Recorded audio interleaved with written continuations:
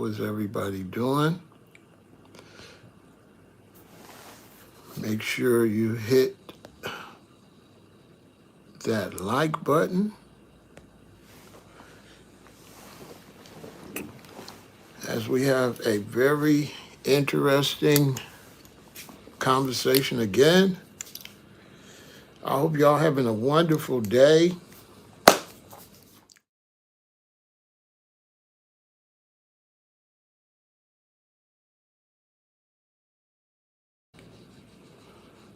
I hope everybody's doing well. I hope you're eating right. I hope you're taking care of yourself.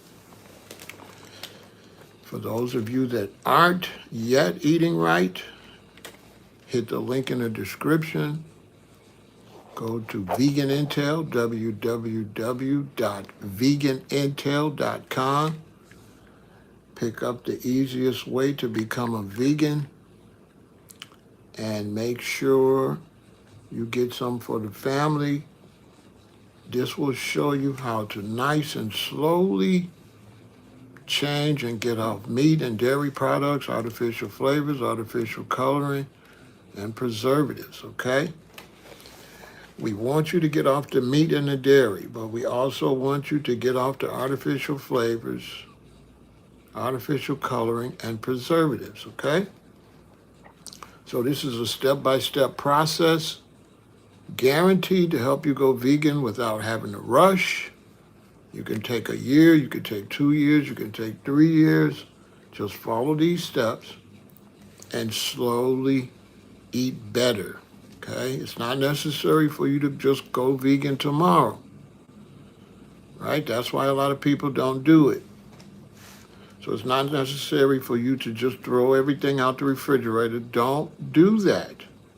Do not throw everything out the refrigerator and put yourself in a situation where after a week or a few days, you go back to eating some of the stuff because it's going to be too hard that way. Okay, it's going to be too hard for you to just go vegan the next day. This is the process I used to go vegan, and I just wrote it down so I wouldn't have to keep repeating it. And this is the best way, step by step. And all the steps are right here. Not expensive, not a lot of words, very simple to follow, okay? The easiest way to become a vegan, okay? With the key word on easiest. So what's going on? I hope everybody's doing well this evening. Positive energy all the time. We're going to have a good time. I'm going to talk about my top 10 favorite vegan restaurants in the city of Chicago. Okay? I'm going to talk about my favorites. So this is not necessarily the best because that's in a matter of opinion, right? So I won't say the best. I would say my favorites, okay? There are some places I haven't been to yet, so they're not on the list. And so once a year, around August, I guess, I will do another one in case there's some changes, okay? As I check out new places, right?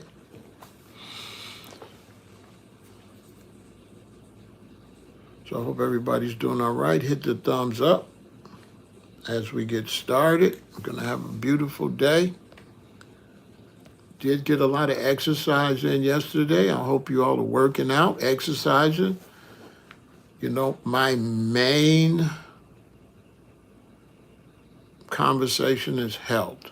I think health is the most important thing for people in general, and especially for Black people. I think health is the key to everything. I think, let's say, economics is very important. But if you're eating wrong and you're not eating well, as you get more money, you'll eat worse. you're eating more of the bad stuff. So it's very important as you grow economically that you're already eating right. Because if you're interested in taking care of your health, if you're interested in working out and eating correctly and getting off of the dead flesh, getting off of the dairy products, artificial flavors, color, and preservatives, if you do that,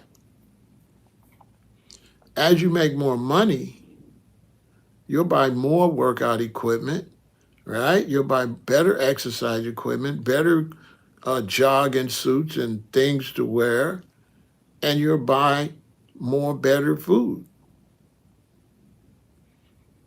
instead of buying more horrible food. So it's very important for you to change the way you eat. It doesn't say wealth is health. So money's not the key. It says health is wealth. Let's look at it like this. You make so much money an hour. So the less hours you work, the less money you're going to make. If you get sick, that can economically cripple you. You can't afford to be getting sick, and a lot of people don't think about that. You know, if you get sick, I mean, your job might fire you because they need somebody in there, right? Much respect to all of you people in Chicago that are helping people eat better. All of the stores, all of your health food stores, all of the plant-based vegan restaurants, all of the regular restaurants that have vegan and vegetarian options. Much respect to you all. Much love and much respect, helping to keep our people healthy. So this is my top 10 favorite vegan restaurants in the city of Chicago. Drum roll. I got to give me a drum roll machine, I think, when I set my computer up, so I can just push a button. Number 10 and my top 10 favorite vegan restaurants in Chicago is the Vegan World Cafe on 5419 West North Avenue on the west side of Chicago. Vegan World Cafe has some very good food. Okay, delicious food. I've been there only twice. They're fairly new. I got the soul plate. Both times I went, it was off the chain. Last time I went, I tried the jalapeno cornbread. It was off the chain, right? So coming in at number 10, congratulations to them. They made the list. Vegan World Cafe. Coming in at number 9 is Plant-Based Junkie on 1635 East 87th Street. Plant-Based Junkie is a nice place when I'm on the south side, over southeast on the east side, and I get hungry. A lot of times I go to them. They have a lot of different sandwiches and things like that. Fast food, made well, very tasty. They've only been there a few years. They're doing really good. And so at number 9, Plant-Based Junkies, right? Coming in at number 8 is Kitchen 17 on 2554 West Diversey. Kitchen 17 is off the chain because they carry pizzas, all kind of crazy vegan pizzas, plant-based pizzas, all kind. The pizzas is off the chain, I ain't gonna lie. Kitchen 17 got some bomb pizza, I'm telling you. All different types. I've only had two different types, and I got to keep going and getting a different one and trying it. But the two I had was off the chain. I'm not gonna lie. Coming in at number 7, I can't believe it's not meat. At 1368 East 53rd Street. The sister's doing a great job. The food is off the chain. When you eat it, you're going to be like, I can't believe it's not me for real. She got a nice menu with a whole lot of stuff on it.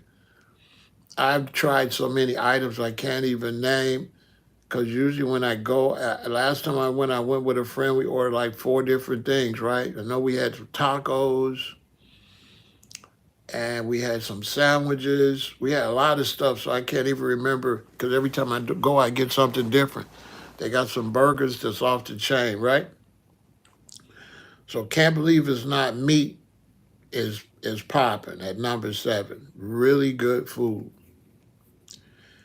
Number 6, I got B-Gabs. Shout out to B-Gabs at 1450 East 75th Street.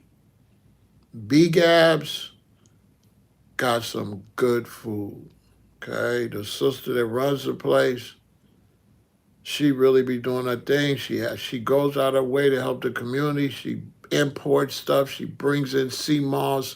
She makes sea moss gel for her customers and clients. I mean, she's really a nutrition expert, right? So B-Gabs is another go-to. Another thing I like about them is, I don't know what's going on since the pandemic. They're still open, but when they're regularly open, they open in early and they close midday. And I really love that. Like maybe around 2 o'clock they close. And they open at night. And so I would be able to go there late at night. I think I've been there sometimes it's like 12 at night getting food. I really like that. So B-Gabs, shout out to B-Gabs coming in at number 6. At number 5 is Majani Restaurant at 7167 South Exchange. They're also over on the east side of Chicago. Majani food is really good, right? Next level food, some Hebrew Israelite brothers and sisters. And the food is excellent. The pastries are off the chain. Their little cakes and brownies and pies is crazy. The menu is really exotic. A lot of different items. The food is cooked really well. And Majani's is definitely top notch as far as I'm concerned. Number 4 is Native Foods. Native Foods is one of my go-to places. I love Native Foods. I've been eating at Native Foods since they opened. A lot of times I go to the one downtown at 218 South Clark Street, but I also go to the one in Hyde Park. And Native Foods, they're all over the city. They have a few. What I like about Native Foods is they change the menu a lot. So they'll have a burger or a sandwich or something, and then maybe a year later, they don't have they got something else. So they always premiere new food. It's like a gourmet vegan fast food. You know, it's like high level vegan food. It's fast food, but it's gourmet. So it's not, it's handmade, it's made nice. It's really good food. And what I like about them is handy. Like a lot of times us as plant-based vegans, we get stuck out in the world. You know, you got to go downtown, take care of some business. You know, I go to the federal building, I got to be in there a long time. I get out, I'm starving, you know, and I don't want to wait till I get home. And so Native Foods is always a go-to for me. Boom, I go to Native Foods, get a sandwich or get some entree to hold me till I get home. So much respect to native foods. So now we get to the top three. Now, one of my favorites, without a doubt, is Urban Vegan at 1601 West Montrose Avenue. Urban Vegan is a Thai vegan restaurant and with a lot of food. And everything is delicious. You can just pick anything, you know? That's another go-to if I gotta go like on the north side. So if I have to go to the north side and I get anywhere close around Belmont, even Fullerton, Belmont there, I just go on up to Montrose and go to Urban Vegan. It's some of the best vegan food you ever had in your life, okay? That's why they're at number 3.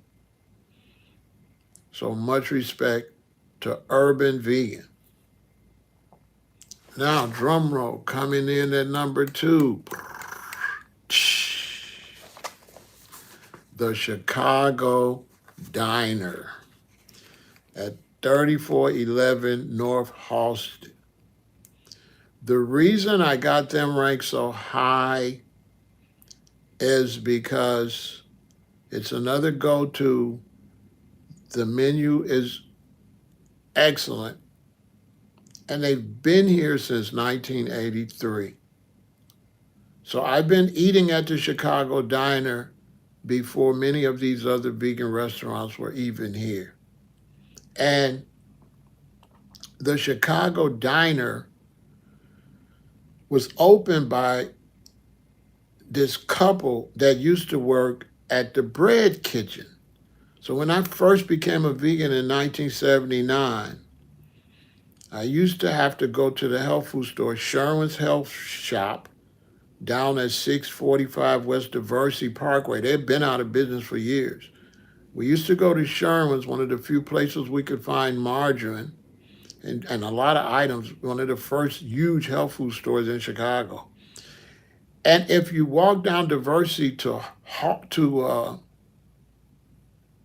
if I'm not mistaken, Halsted, there was the Bread Kitchen. And across the street from the Bread Kitchen was a restaurant, right? Now, that wasn't necessarily Chicago Diner, but that's where it's born from because the couple that opened the Chicago Diner worked at that Bread Kitchen. So the Chicago Diner at 3411 North Halsted is one of the staples in Chicago for vegan food. They've been doing it now for 40 years, since 1983, okay? So much respect to Chicago Diner for all the work you do in the city of Chicago, providing very, very good food. Their pastries are excellent. Their food is excellent. The variety of food is excellent. The Reuben is off the chain, right? The Reuben sandwich is just crazy. I don't know how they made that to taste that good. And now we're at number 1. My favorite vegan restaurant in the city of Chicago is Soul Veg City at 203 East 75th Street. Used to be Soul Vegetarian. Shalom to the Hebrew Israelites. They've been there since 1981. They have been feeding me for over 40 years, right? And that's why I give love to them. They are basically the first restaurant that I know of in Chicago selling vegan food, a huge vegan restaurant. Soul Veg City is the #1 favorite for me. The food's crazy. My favorite is the cauliflower basket. And then they have dinners, and every day the dinner's different. So you could just order a dinner and get your whole foods. They change the dinner every day. So you just order a dinner and you can get anything: lima beans, kale, greens. You never know what they got in the dinner: sweet potatoes, mac and cheese. It's soul food, but it's 100% ITAL, 100% natural. They do a great job. I love Soul Veg City so much. They're on the south side of Chicago, and these are some black brothers and sisters providing healthy food for the community and been doing it over 40 years, okay? And you can't beat that. They've been providing food for our community. When I go in there, I see brothers and sisters in there. You can tell they're there to try to lose weight. You can tell they're there under doctor's orders.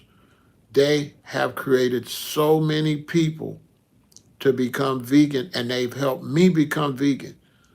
You know, Soul Veg City helped me become vegan, right? Helped me become vegan because they helped me so much by being on the south side of Chicago like that and being there for me as I'm changing, as I'm converting, right, to a better way to eat, right? They have helped me tremendously, okay?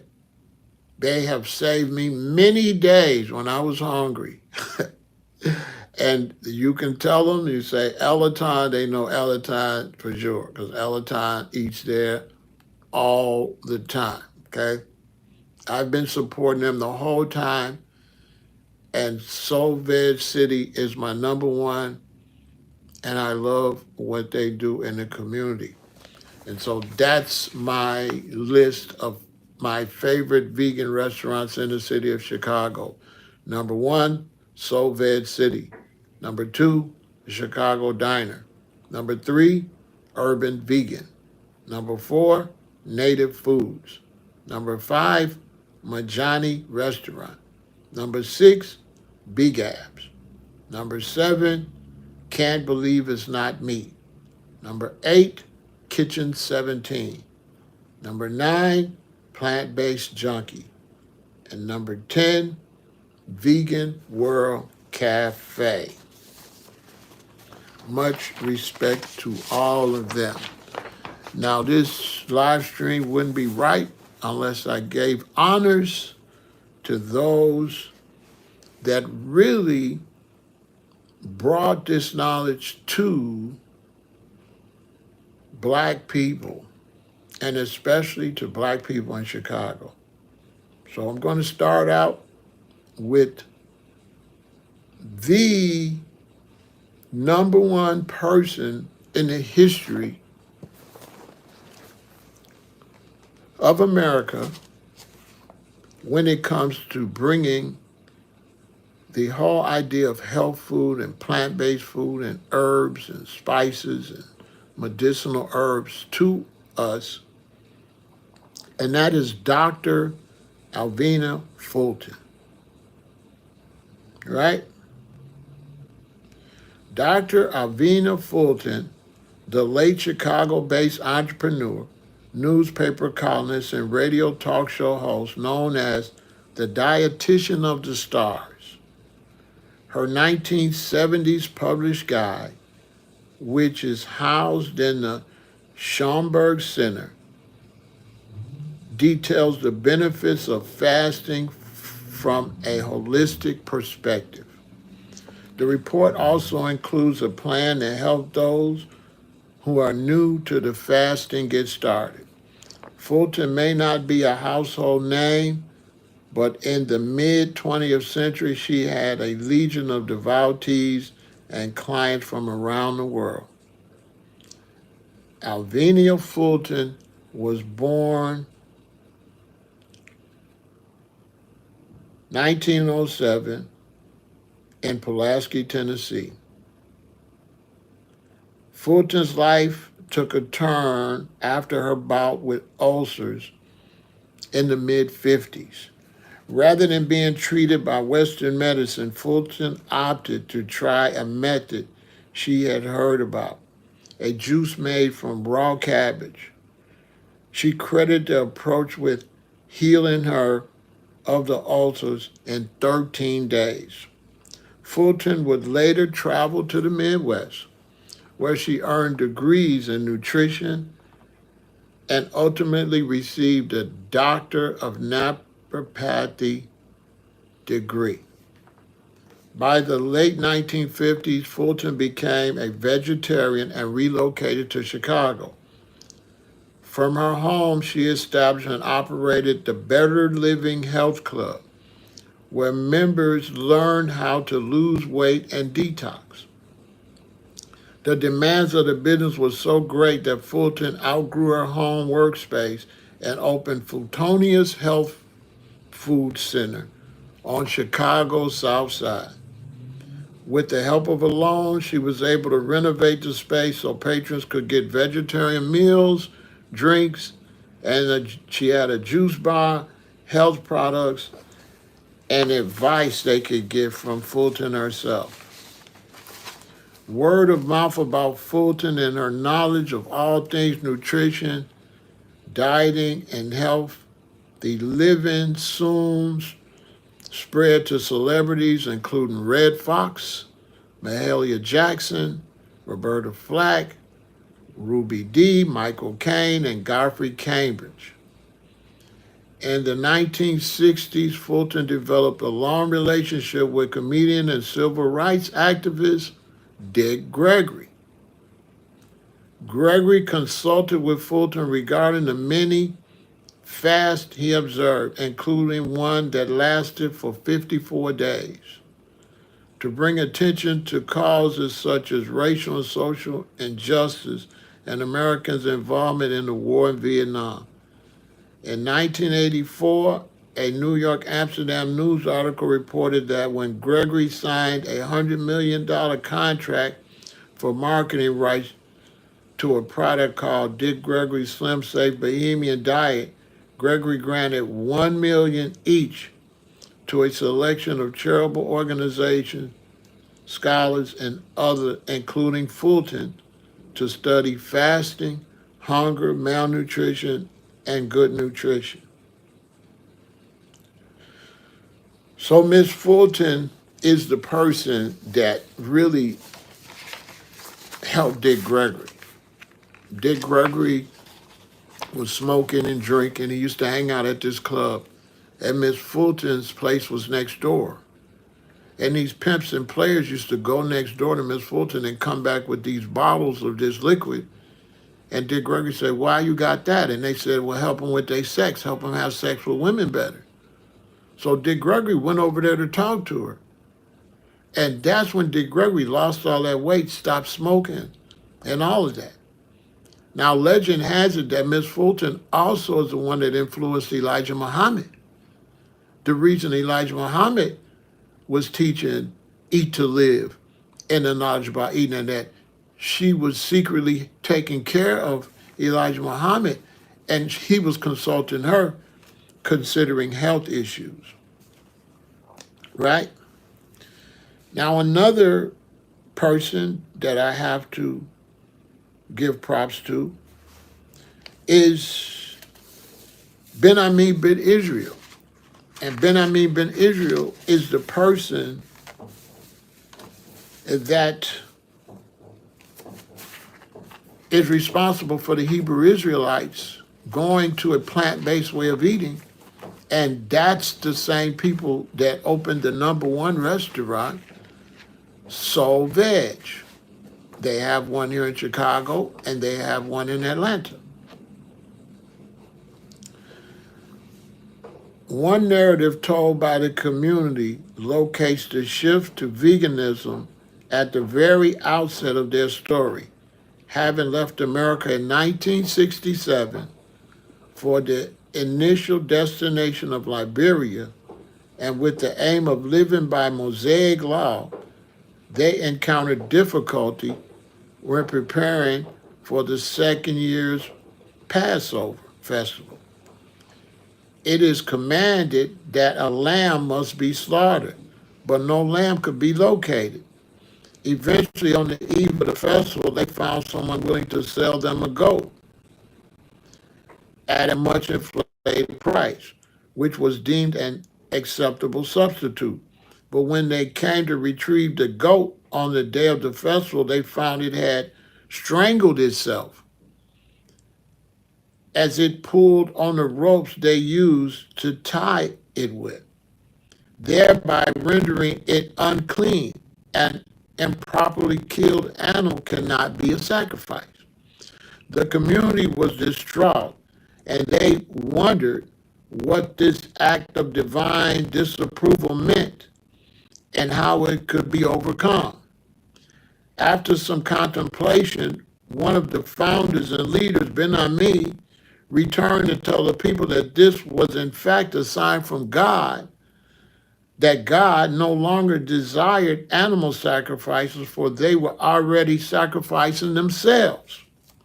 This message was one that shifted the community from terror and confusion to realizing that they had received a new revelation, a sure sign that God was with them, a cemented Ben Amin as leader of the group. This is when Ben Amin became the leader of the Black Hebrew Israelites. And one of the community's first publications, Gabriel Hagabadal, recounts this and links it with their later decision to forsake flesh as food. However, other members have denied the singular importance of this event, casting it as only grounds for further scriptural study, which was what ultimately led them to the decision. It is not entirely clearly when they as a community took on the new way of eating, but it seems to have been the first 2 years of the 1970s. A 1970 article in Israel magazine states that they were vegetarian, but the first self-declaration I can find is a brief confrontational interview with Ben Ami in October 1971, where he states, as an aside, that we do not eat meat.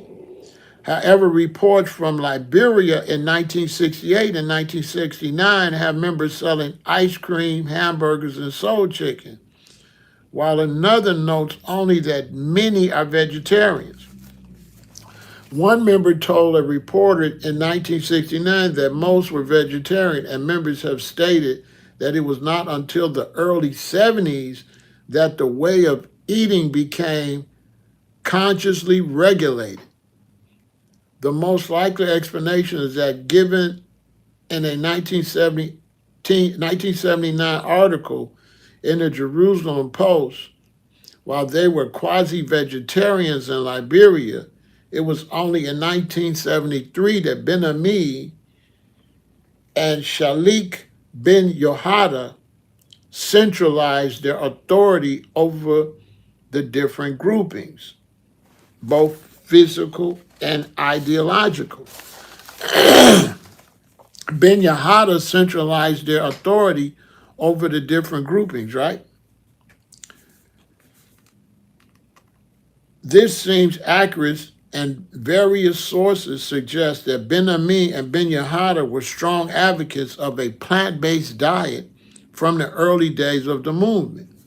From this point, the community quickly became entirely vegan and were producing their own almond milk and tofu by the mid-70s. Since the 1980s, the community's eating habits has been one of their most remarked upon qualities, second only to their African-American origin.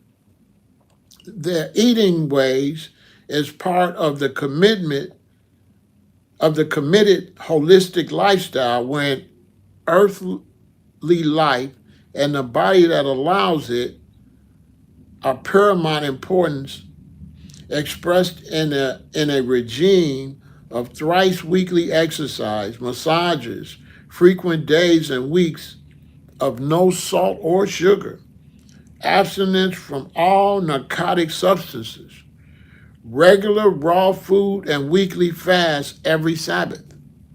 This approach had provided numerous benefits, including, according to the community, the virtual elimination of lifestyle diseases like cancer, heart disease, and diabetes, etc., which plagued African Americans.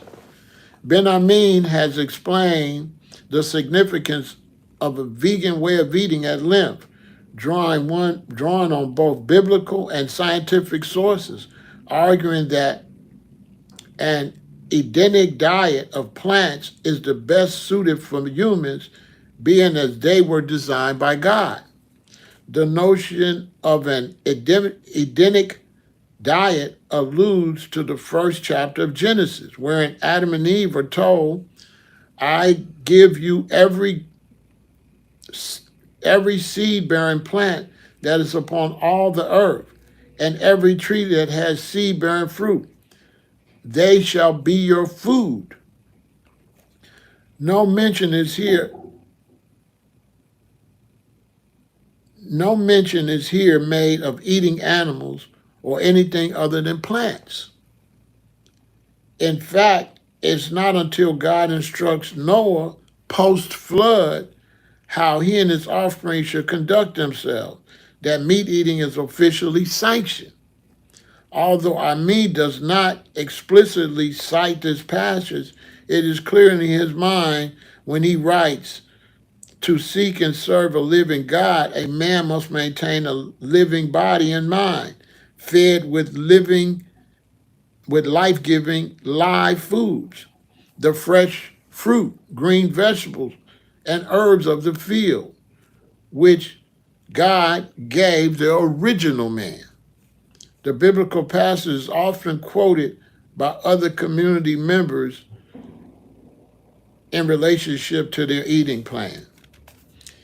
In this typical style of close analysis and unpacking scripture in the light of external authorities which serve to justify the insights, Amin offers further explanation of why such a way of eating is suited to humanity.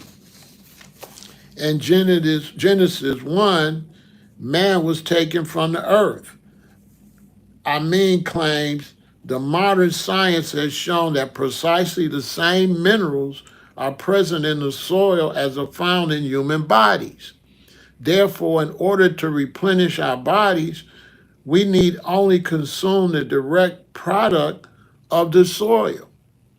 Plants constitute the perfect delivery system for nutrients otherwise locked in indigestible earth.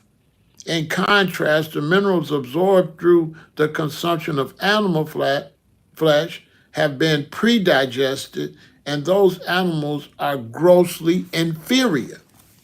Amin consistently valorizes plant sources over animal sources as beneficial, nutritious, and correct.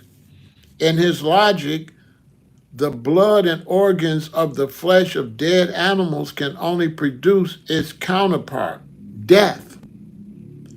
The calf liver, dog's cutlets, and bear's paws you eat today will also be your blood, organs, and thoughts tomorrow.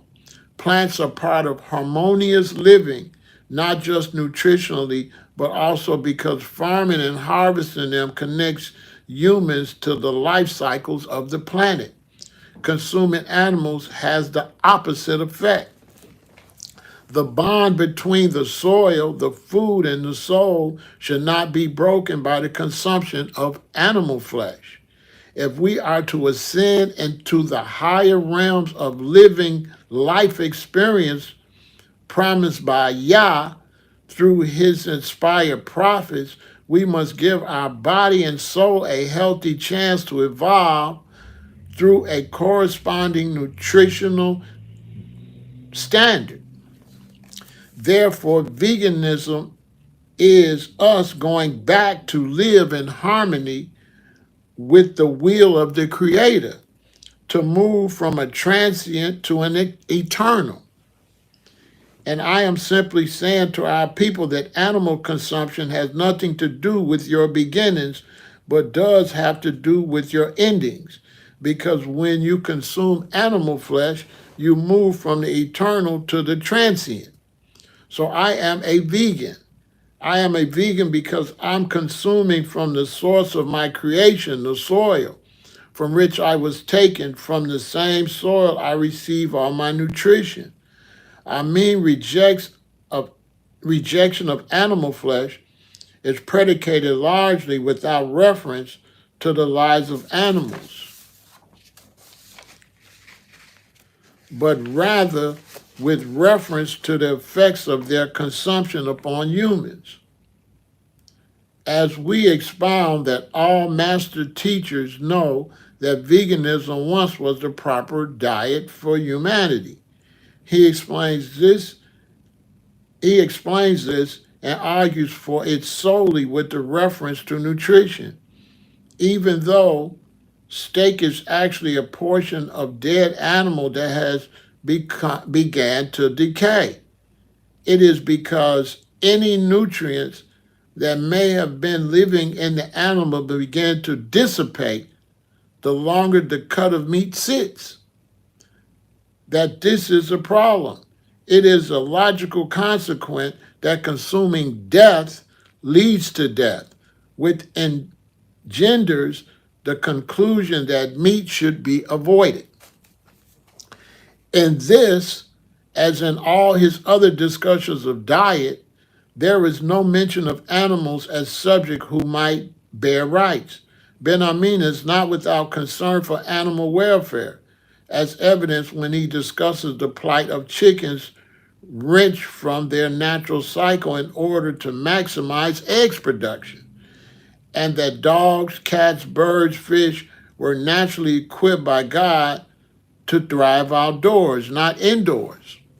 Animals locked in a house and in zoos can be equated to man being in prison, in the worst kind of dungeon or maximum security prison. It is curious that he never relates this concern to diet.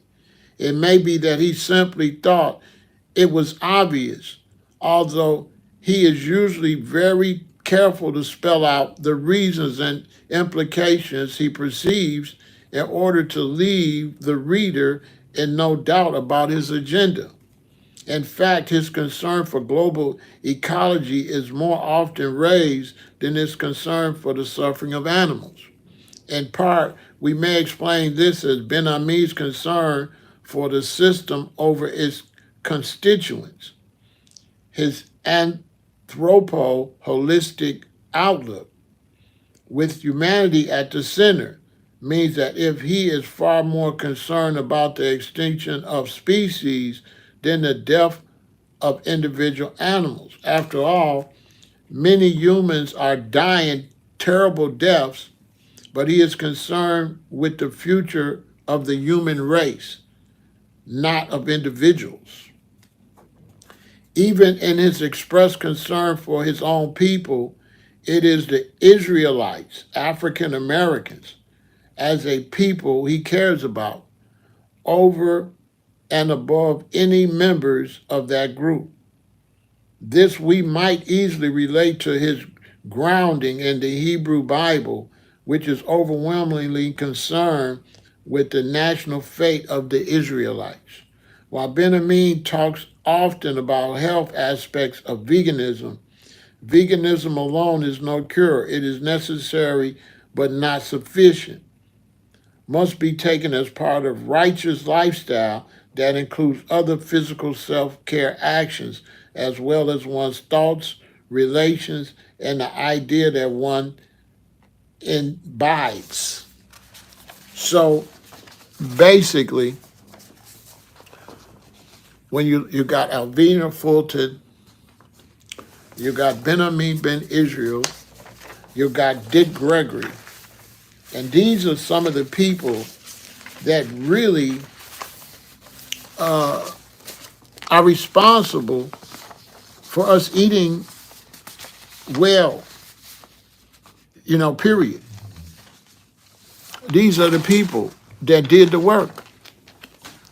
And there's one more person we have to mention, and this is Brother Timms. Brother Timms is the first person on the South Side to have a vegetarian restaurant. It wasn't vegan, but it was vegetarian. And Brother Timms opened over on 79th and Paulina in the mid-1970s. He was the very first vegetarian restaurant on the South Side of Chicago. And the first restaurant that made it easy for me to go vegan was Brother Timms. This was before Soul Vegetarian opened, which is now Soul Veg City. Brother Timms was the go-to person in Chicago, right? He was the one that laid the foundation in the city of Chicago. And Brother Timms is very much responsible for me being a vegan today, because I went to Brother Timms often. Once or twice a week, I would ride the bus way over there, because as you all might know, trying to change the way you eat and become a vegan is hard. You got to learn how to cook. You got to learn what to eat. And to be able to go to Brother Timms and get food was a big, big help to me. Okay? But Brother Timms is really, for the South Side of Chicago, for us, is really the king. Alvina Fulton is the queen, and Brother Timms is the king. And Soul Veg and the Hebrew Israelites are the whole kingdom. Health is wealth, so take care of yourself. And if you're trying to eat better, hit the link in the description. Go to www.veganintel.com and get the easiest way to become a vegan and change the way you eat. And this is inspired from all those people built me, and then I wrote this. So this is all tied to them. Without them, this manual don't exist. So much respect to them, because without them, there ain't no me. And so all of this is history connected. I'm just finishing the job that many, many started before me when I was just a baby. All right, so eat right. Stop eating dead animals. Stop eating dead flesh. Stop eating artificial flavors, artificial colors, preservatives. And clean up your act.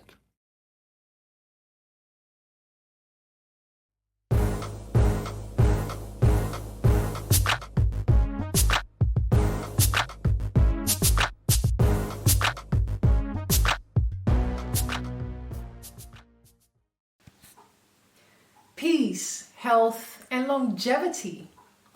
If you want to consume more plant-based foods, if you want to abstain from junk foods, if you want to consume fruits, vegetables, nuts, seeds, and herbs, and avoid dead flesh, artificial flavors and colorings, sweeteners, anything that is unreal basically, purchase this particular manual, The Easiest Way to Become a Vegan by Pharaoh Ramesses El Aton, who has been a vegan 40 plus years.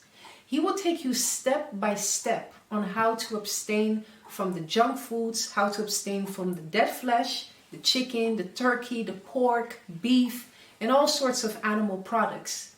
Purchase this particular manual, The Easiest Way to Become a Vegan, to eat more natural. Remember that the herbs are for the healing of the nations. Let food be your medicine, and let medicine be your food. Consume of every fruit-bearing and herb-bearing tree. Unto you it shall be for meat. Purchase this particular manual, The Easiest Way to Become a Vegan, by Pharaoh Ramses, Elaton, peace, health, and longevity.